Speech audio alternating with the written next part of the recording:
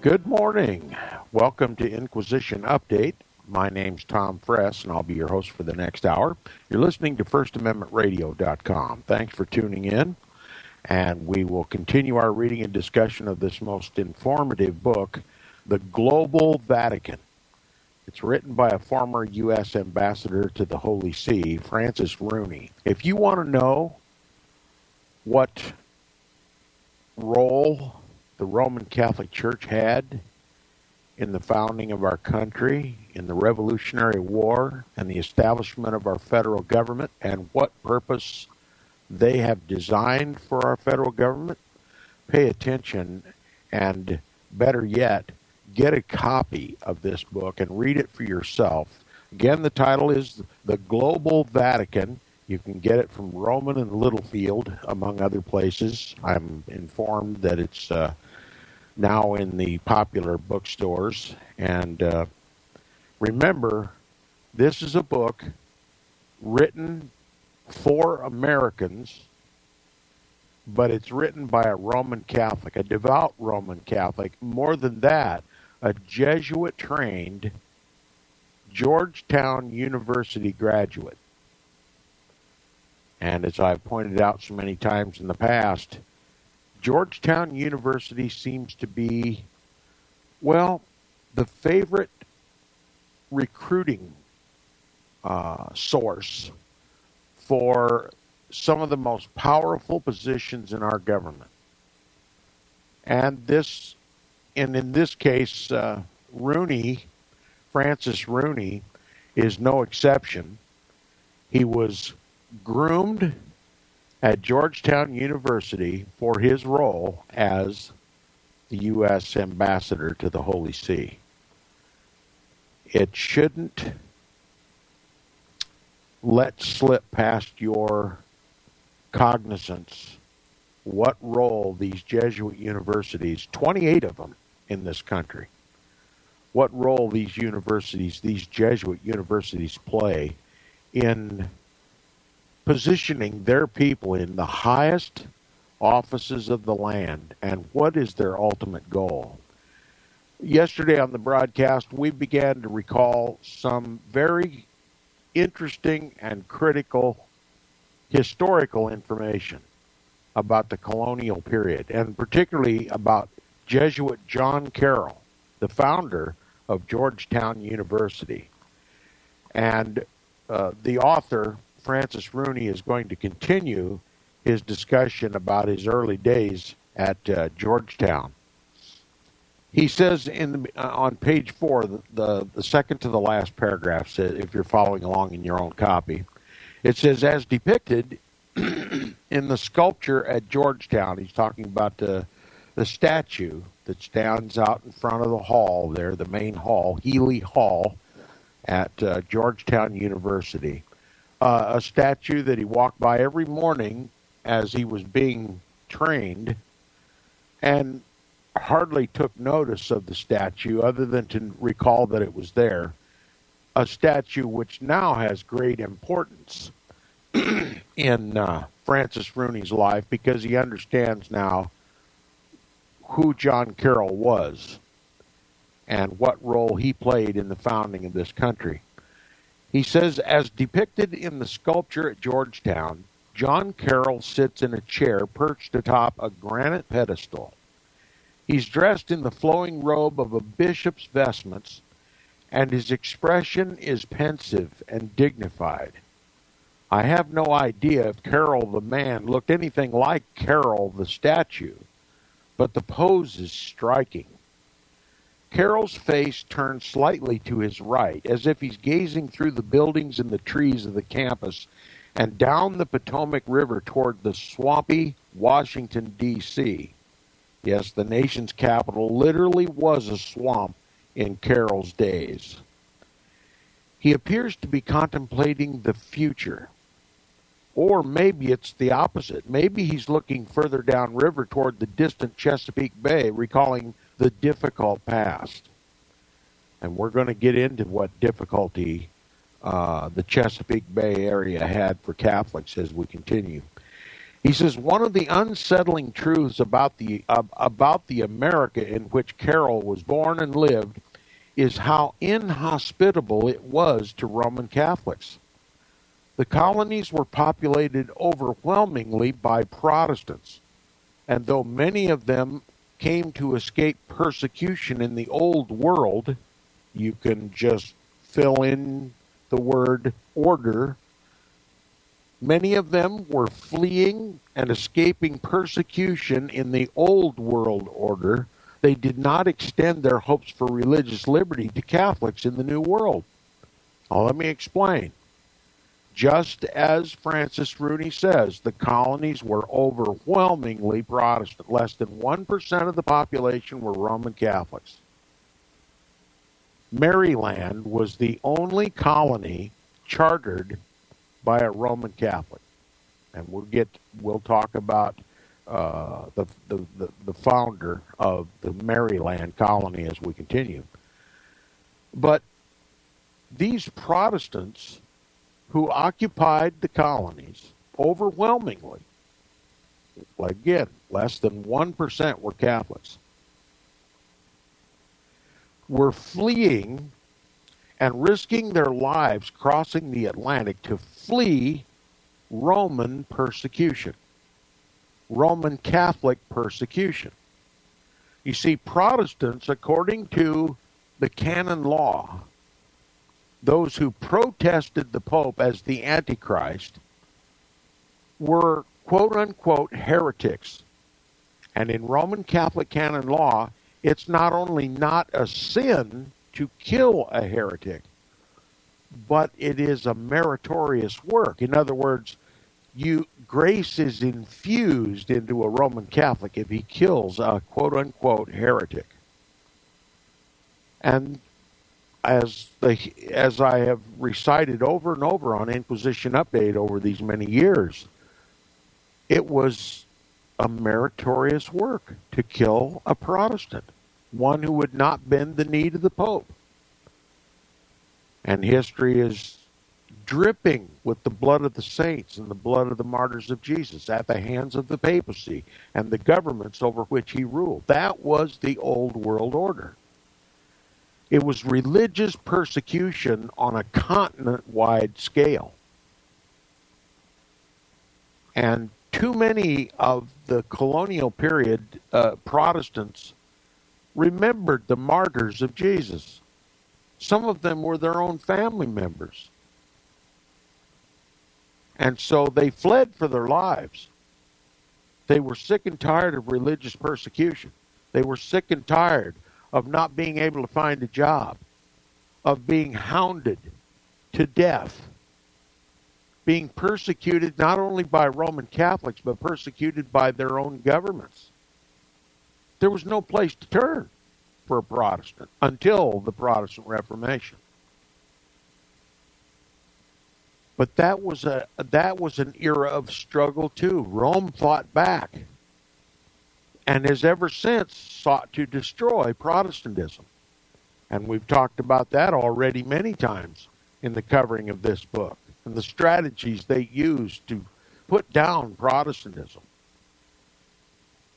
Protestants had darn good reason to come to these colonies and to hope against hope that they would never again have to face the papal tormentor.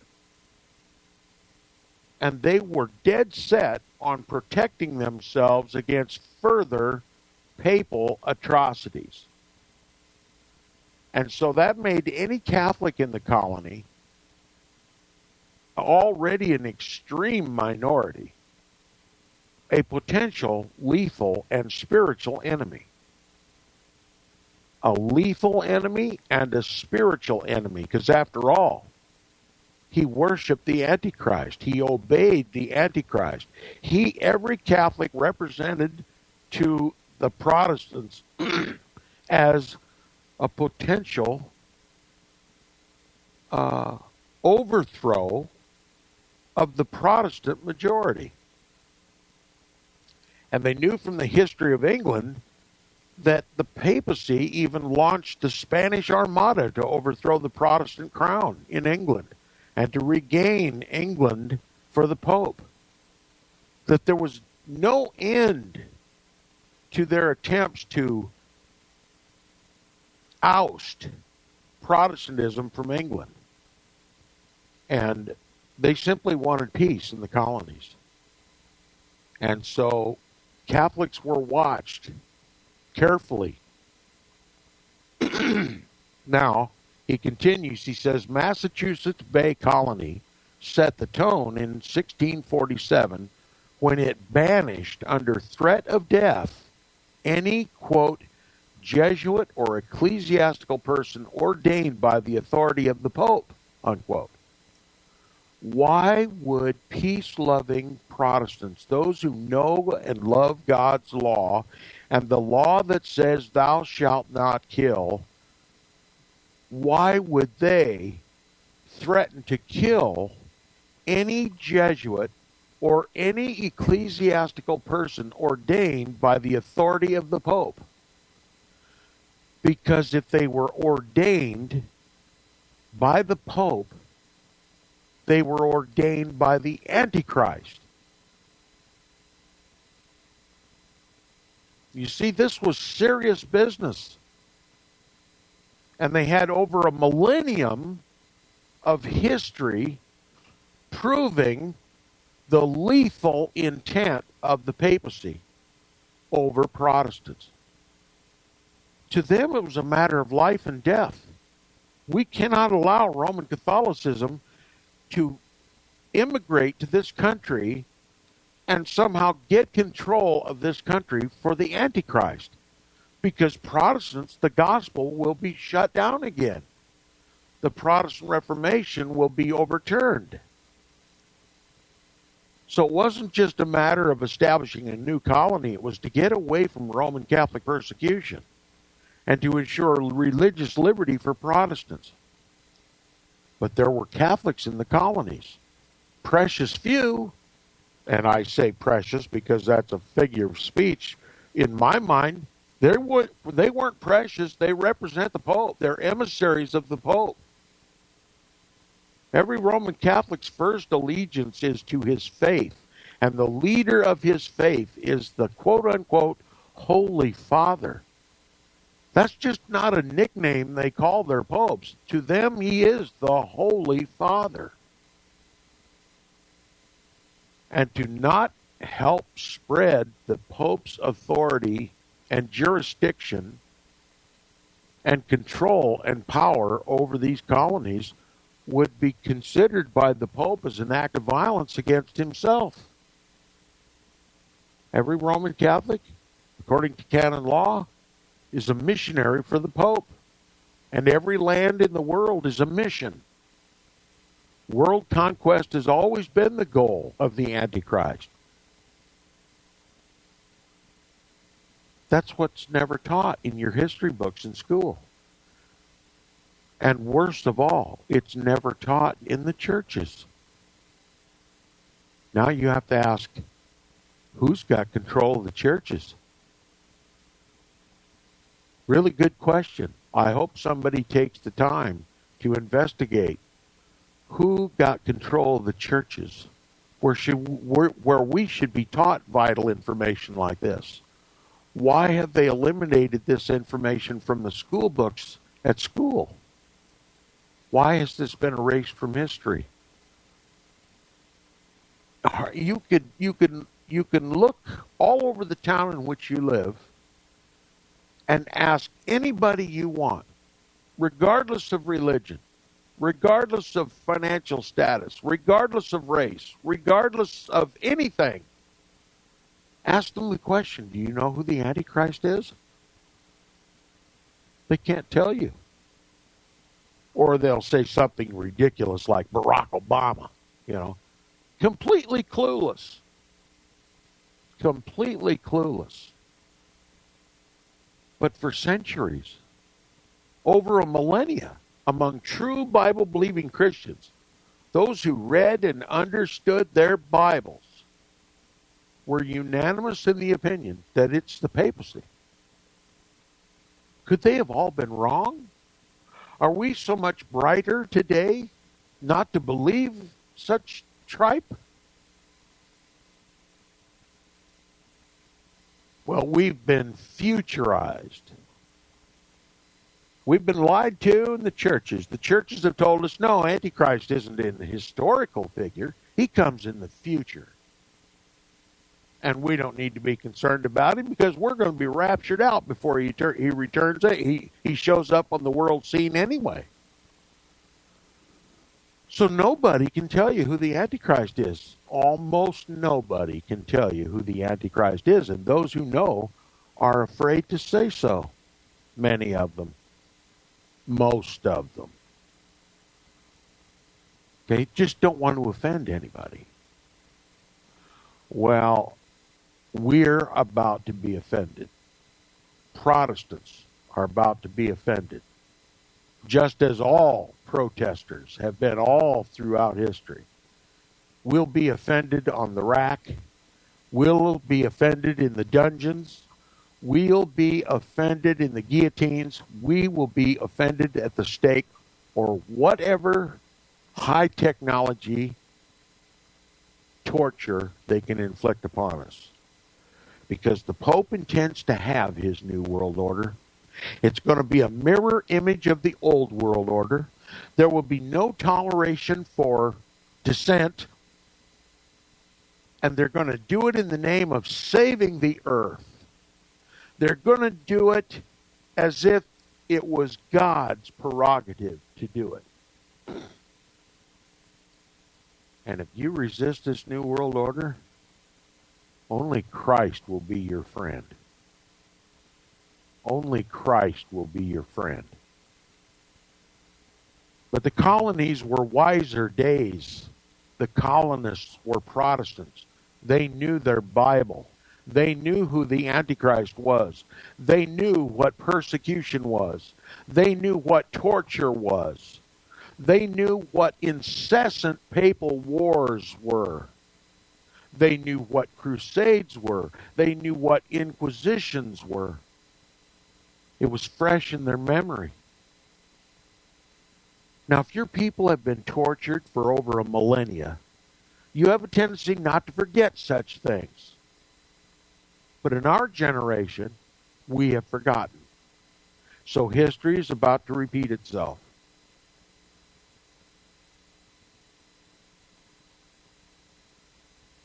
In the early colonial period, you can call it religious hatred if you want. I call it self-defense.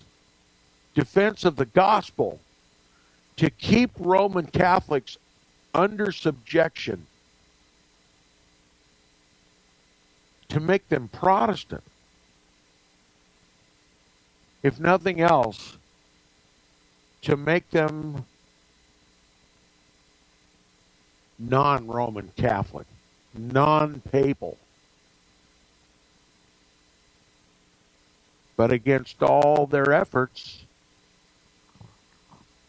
the colonies were eventually duped. And we'll talk about how they were duped as we continue. He says, Massachusetts Bay Colony set the tone in 1647 when it banished under threat of death any Jesuit or ecclesiastical person ordained by the authority of the Pope. Why did they threaten the death of Jesuits? Because the Jesuits are the papal militia. They are the ones who were assigned, created for the very purpose of destroying the Protestant Reformation. And they had the Council of Trent, over a decade of meetings, to organize the overthrow and destruction of Protestantism. It was an immediate answer of the Jesuits to the Protestant Reformation. Protestantism has to go. They warn the world that the Pope is the Antichrist. We've lost nearly all of Europe because of the Protestant Reformation. People are free now. They're not under the thumb of the Pope, the Holy Father. And we must restore them either willingly or unwillingly to Mother Church and papal control, or we cease to be Catholics. And so the Jesuits infiltrated the nations, infiltrated the governments, infiltrated the colleges and universities, infiltrated the seminaries, professing to be Protestant if they must, and slowly but surely make those countries, if not Catholic entirely, at least amicable toward Catholicism, and to eventually overthrow those governments, those Protestant governments. They're expert in their craft, and I use that word advisedly. They have the help of Lucifer, Satan himself, to overthrow God's kingdom. There was a threat of death in the early colonies, a threat of death to any Jesuit or any ecclesiastical person ordained by the authority of the Pope. Virginia had a law excluding, quote-unquote, popish recusants. That's a term used to describe Catholics who persisted in practicing their faith from a host of occupations and rites, okay? If every Roman Catholic who is true to his faith and continues to practice his faith despite the prohibition against it can be trusted to be an emissary of the Pope and to do everything in his power to make America Catholic. That was their goal for over a millennia. It was certainly the goal since the Protestant Reformation. And so every Protestant knew that this Catholic represented a lethal and a spiritual threat. And so they denied them occupations of responsibility. That is, government, law enforcement, all kinds of occupations were prohibited to Catholics.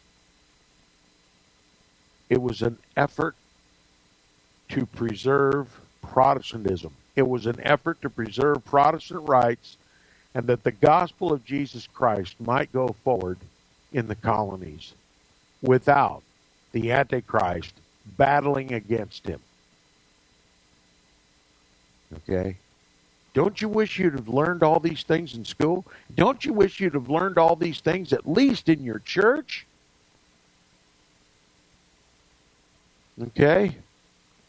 Some version of this law was on the books in nearly every colony, including John Carroll's birthplace, the province of Maryland. That's right.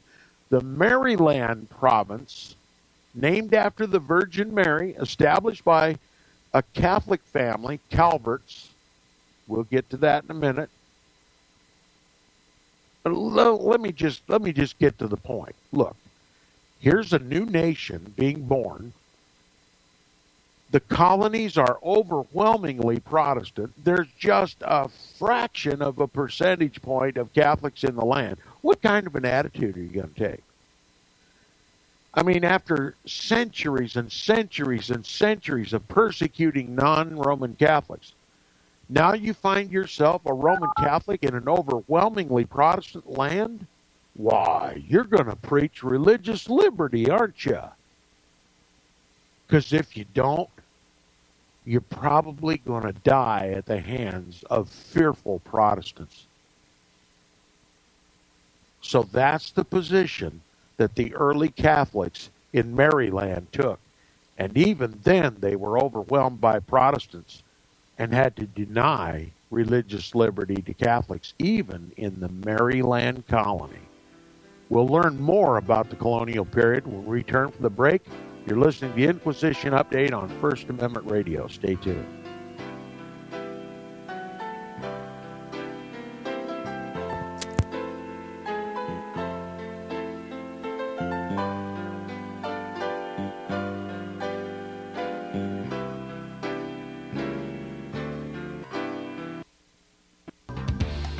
Hear it first on FirstAmendmentRadio.com and FirstAmendmentRadio.net.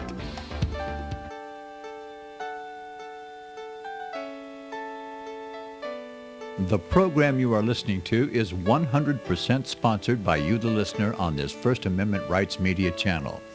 You will notice that there are few commercials on this radio network. There's a good reason for that. Corporate advertising dollars come with strings that limit program content. So without your help, these programs cannot continue on internet or our several affiliates. If you benefit by the educational law programs, we ask you to give. If you are admonished or nurtured by the Bible and ministry programs, we ask you to give. If some voice a cause that you are passionate about, we ask you to give.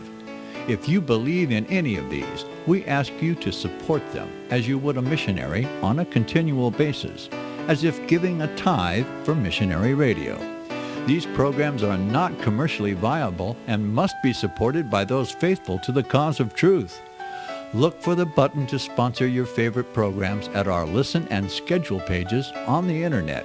Then, when you subscribe, we will send you the last quarterly MP3 CD of that program immediately, and continue to do so with each new quarter.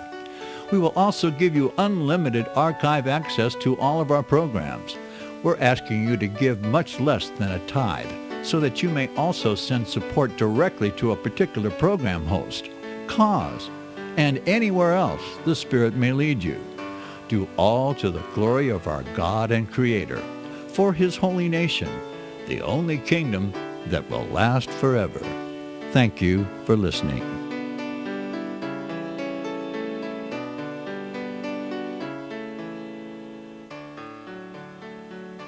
Your area has just unexpectedly flooded. The power's out, so is the water, and you are thirsty. But wait, outside, look, there's lots of water. And then you see it.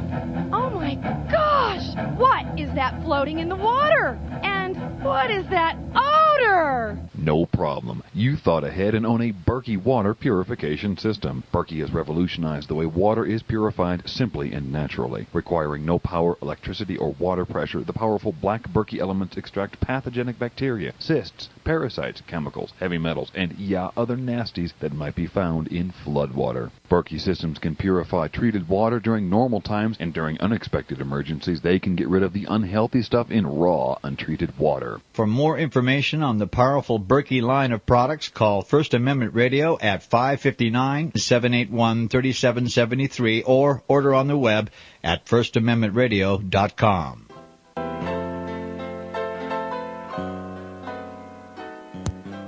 Welcome back from the break. You're listening to the second half hour of Inquisition Update on First Amendment Radio. And if you'd like to contact me, make comments or suggestions or even criticisms, please do so by email. My email address is tom@seawaves.us. That's tom@seawaves.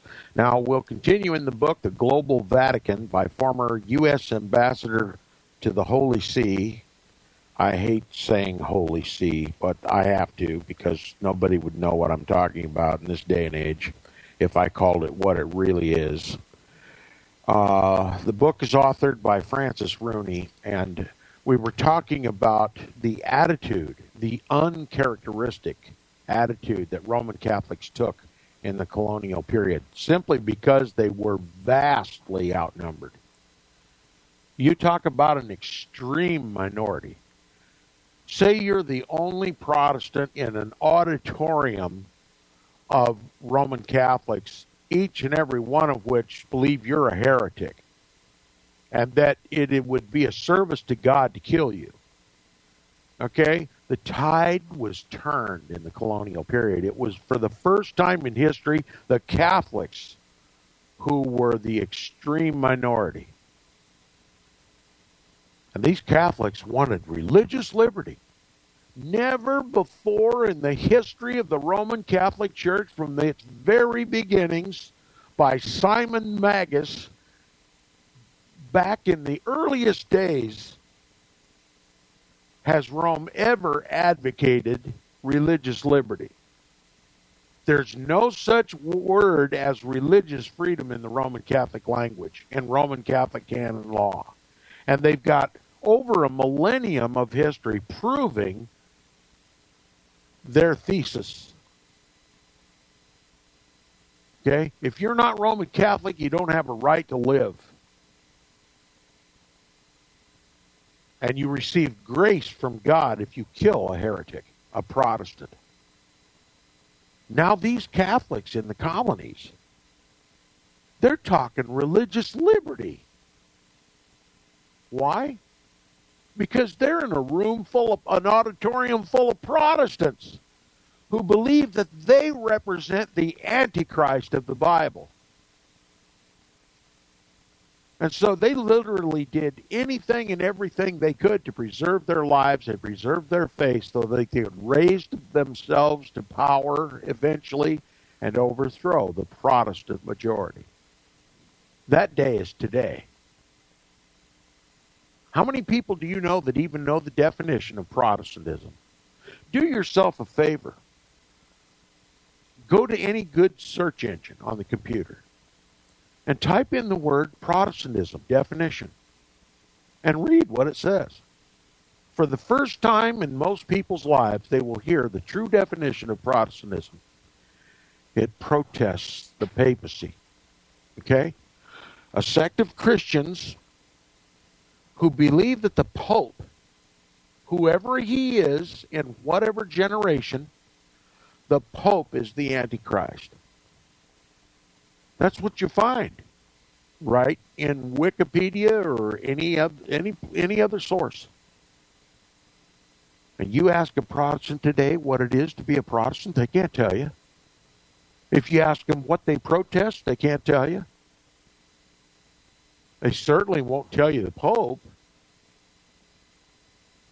Do you think maybe these extreme minority Catholics in the early colonial period have indeed grown in strength and in power and in influence and control, such control that a Protestant today can't even tell you who he protests? Challenge yourself. Go out in your community and just ask the simple question, what is a Protestant? And I dare say not a one in all the time you invest in this investigation, not a one of them will mention the word Pope or papal or anything like it. The real meaning and definition of Protestantism is virtually gone in this country. Oh, yes, there are a handful, but as a percentage of the population, they're almost gone. They don't have a voice. You don't hear me on shortwave. You don't hear me in the mainstream media. Somebody even said one day that he was going to make me a star to compete with Alex Jones, and I laughed in his face. You've got to be kidding me. The truth is never going to be popular in this world. I'm going to be hated and loathed and pursued till the day I die. And for you to think that the truth is ever going to be accepted in this world, I got a bridge to sell you in Rome. The truth has never been popular. Okay, the truth today is called hate speech, for crying out loud.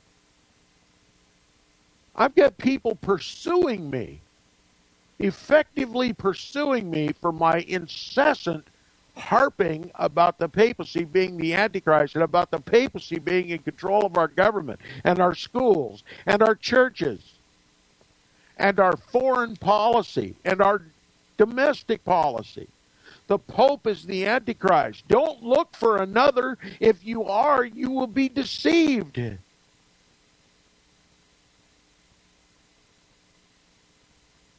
And I've named names. I match their names with their faces. I make the truth easily, the historical, the biblical, and the prophetic truth easily recognizable for those that just get off their duff and check it out. To this new world order, if I'm ever given a voice, I'll be a lethal threat, just like the Protestant reformers were. They didn't even have to lift a finger. All they had to do was get out their Bible, sit down, and show people from the Bible and from history that the Antichrist can be none other than the papacy. fulfills all the prophecies of Daniel, all the prophecies of Paul, all the prophecies of the Apostle John, all of it. I mean, how can anyone read Revelation chapter 17 and not know it's talking about the Roman Catholic Church and the papacy? But if you were to go to any of the churches in this country today and suggest such a thing, you'd be ushered to the door. If you're lucky.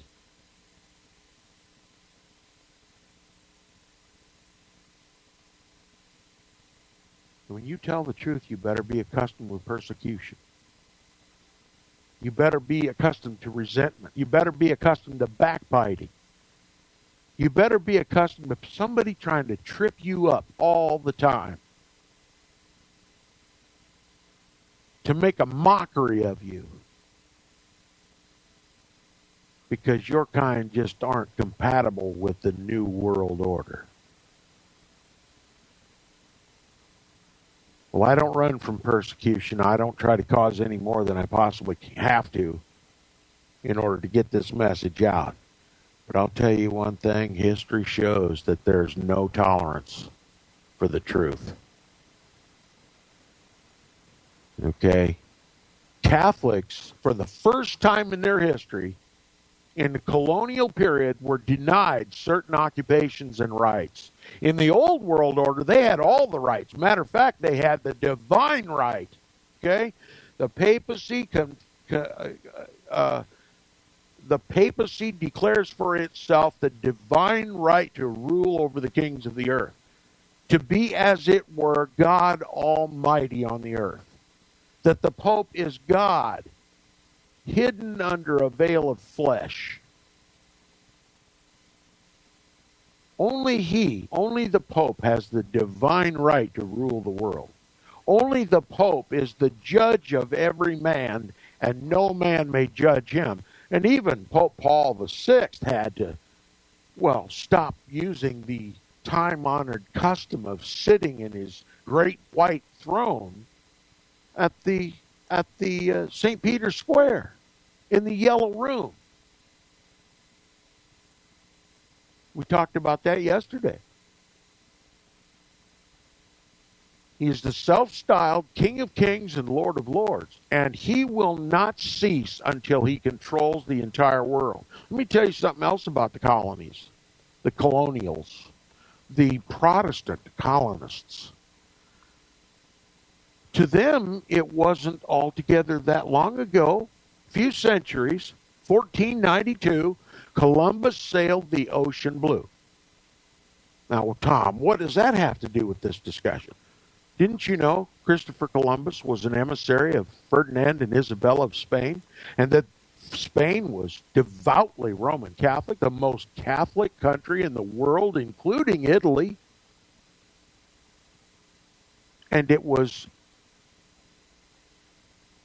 Spain, in the name of the Pope, who launched Columbus's expedition to the New World, to plant the papal flag on this hemisphere. You see, the God of all the earth has the right to be the judge in all lands, doesn't he? And if you find a new land somewhere in this world, then the very first thing you ought to do is plant the papal flag and extend his jurisdiction and power to that new land. And that's exactly what Christopher Columbus was assigned to do. Conquer all lands for the Pope.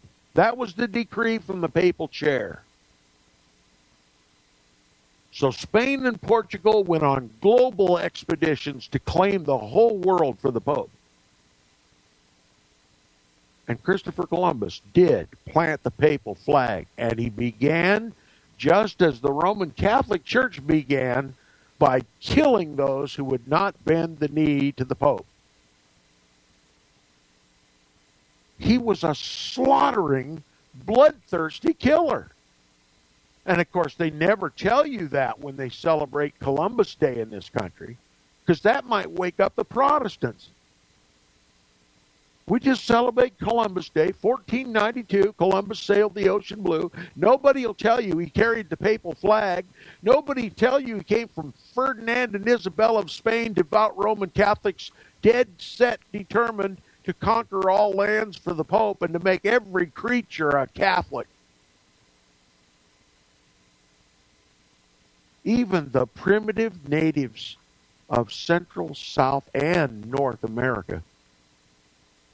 And because the people wouldn't bend the knee to the Pope and surrender to this Roman horde, Columbus went on a killing spree and depopulated any opposition there was. They don't tell you that in the history books, do they? You still proud of Christopher Columbus? 1492, Columbus sailed the ocean blue? I want to weep every year when I hear somebody on the radio or television talk about Columbus Day as though it's a day of celebration, a day of democracy. The papacy is not a democracy. It is a dictatorship, a satanic dictatorship. And the day when that satanic dictator gets control of a land, you better believe there's not going to be any religious liberty. And for Protestants today, well, you can keep calling yourself a Protestant so long as you believe in a future Antichrist that hasn't come yet. Just so long as you obey the civil laws of this land, which are written to conform you to compliance to Roman Catholic canon law. You don't have to know you're Roman Catholic to be Roman Catholic. As long as you are under the jurisdiction and control and laws of the papal throne, you can call yourself chicken soup. The Pope doesn't care. But that's how it all started. Less than 1% of the population were Catholics in this country. The rest were Protestants, very knowledgeable Protestants, knowledgeable in the Scriptures, knowledgeable in history, knowledgeable in prophecy, and they knew from history and the Bible and prophecy that these few Roman Catholics in this colony represented Satan himself.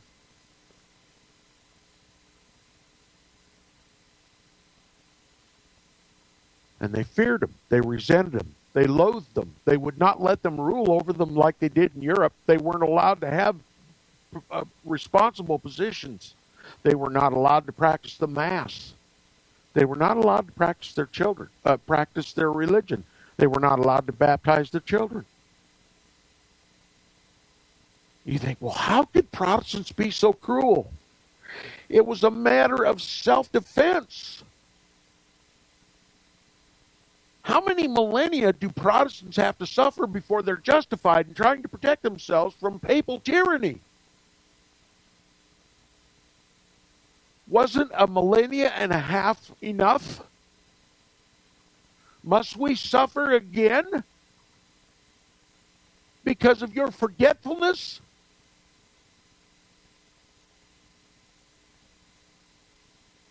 What about all the martyrs of Jesus throughout history who died at the hands of the papacy? Do we just forget about them?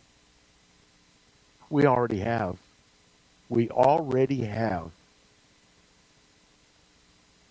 And to talk about the martyrs of the old world order, the God-fearing, Bible-reading, Jesus-worshiping Protestants, those who protested the papacy all the way back to the beginning, long before the Protestant Reformation, do we dare to forget them? You don't read about them at all in the schools or in the churches or in the mainstream media or anywhere else. They want you to forget that. Well, I guarantee you, Francis Rooney, a Jesuit-trained Roman Catholic, hasn't forgotten it. He may not talk much about it, but he knows about it. And I believe he also knows what his role will be as a U.S. ambassador to the Holy See and even after his term is over. The imperative for Roman Catholics is still the same: conquer all lands for the Pope. And that's still Francis Rooney's occupation. Okay? Catholics were even denied religious liberty in their own Maryland colony, because the Protestants feared religious liberty for Catholics. They knew the dangers. Now, you don't hear talk about them going around killing Catholics, burning Catholics at the stake, stretching them on racks, torturing them in dungeons. You don't hear about torture. They just denied them responsible positions in government. Wouldn't allow them to vote. If you allow a Catholic to vote, he's going to vote for a Catholic. And they too will overthrow, eventually, Protestantism by overthrowing the government and making it Catholic, and then imposing Roman Catholicism on the Protestants.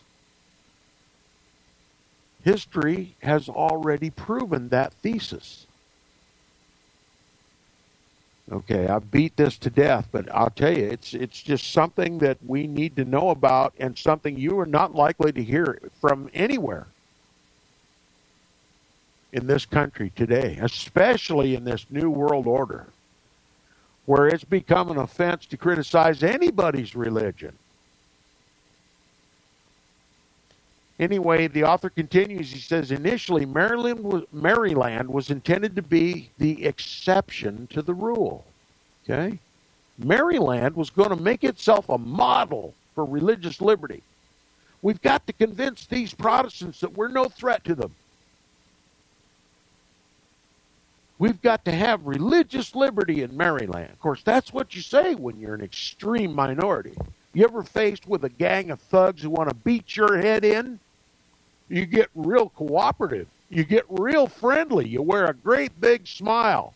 And that's what the Catholics did. Well, we want religious liberty. Never mind the millennium and a half of religious persecution perpetrated upon anybody that was not a Roman Catholic in the old world order. We want religious liberty in this one. By cracky. Okay? Initially, Maryland was intended to be the exception to the rule. The colony was founded by a Catholic Englishman, Cecil Calvert, better known as the Second Lord Baltimore. Okay, Lord Baltimore. That's what they called the leader of the Maryland colony. I don't know where they get it, but Lord Baltimore was his title. His name was Cecil Calvert. Now, his father, George, better known as the Second Lord Baltimore, Calvert's father, George, the First Lord Baltimore, I hope not to be confusing. Cecil was the Second Lord Baltimore. George, his father, was First Lord Baltimore. Had been granted a charter by King Charles I in 1632 to form a settlement along the Potomac River. Why they chose the Potomac River, I don't know. But Roman Catholics will tell you it was Providence, okay? Along the Potomac River, there was a tributary called, guess. You'll never guess in a million years. Tiber Creek. And there was a settlement called Rome. Okay, so Catholics think that it was divine providence. All right. And it says, while never conceived as an exclusively Catholic enclave, Maryland was meant to be a place where Catholics might enjoy, quote, mutual love and amity, unquote, with Protestants. Quote, free from persecution on account of their religion, unquote. Mutual love and amity with Protestants? Never before in history. But that was the byword of these Catholics: love and amity with Protestants, freedom from persecution on account of religion. I mean, this is the biggest load of hooey since hooey was invented. And the Protestants weren't biting. But the Catholics, in order to survive, had to champion religious liberty no matter what.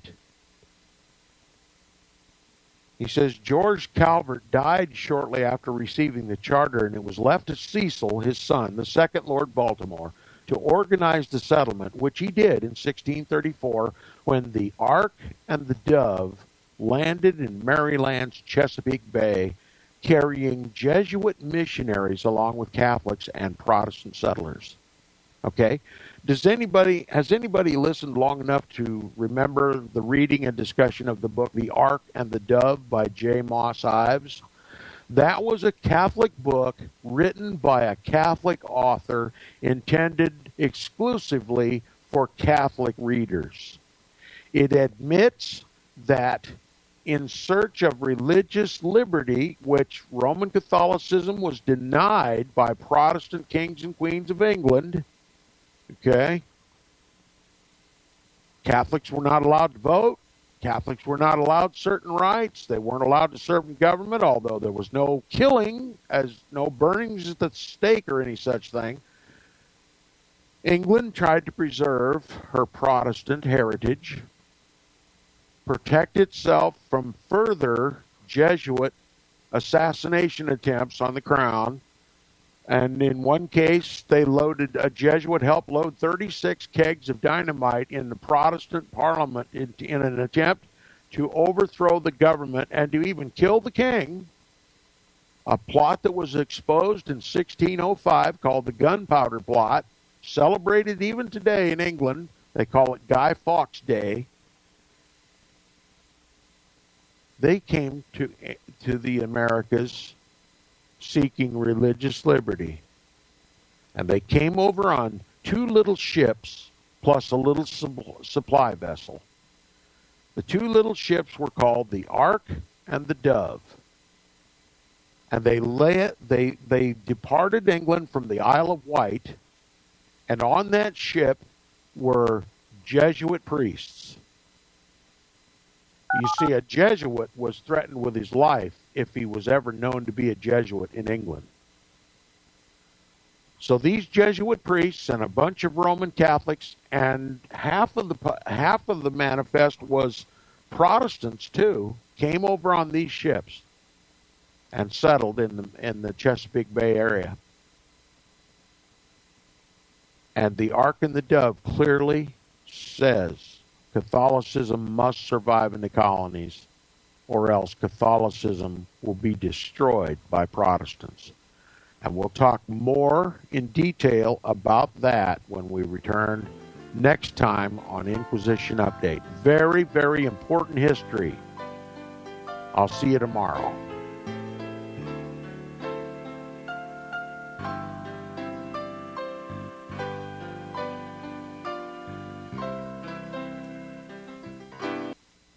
Gold and silver is tremendously undervalued. Global demand vastly exceeds mine supply by more than 60% annually. There is little in the financial world more certain than a coming explosion in the prices of gold and silver. The U.S. dollar continues to lose value and respect as the world's reserve currency. Our nation faces challenges on many fronts, and a day doesn't pass without another economist bringing forth warnings of impending economic calamity. There has never been a better time than right now to acquire physical gold and silver. Discount Gold and Silver Trading was founded on the principles of truth and honesty. We believe in providing a quality product, quality service, and most importantly, competitive pricing. We provide all forms of precious metals, including American gold, silver, platinum, and rare investment and circulated coins. Silver bars, rounds, and 90% silver bags are on hand for the silver investor. Gold self-directed IRAs are available. Call Discount Gold and Silver Trading at 1-800-375-4188. Toll free, that's 1-800-375-4188.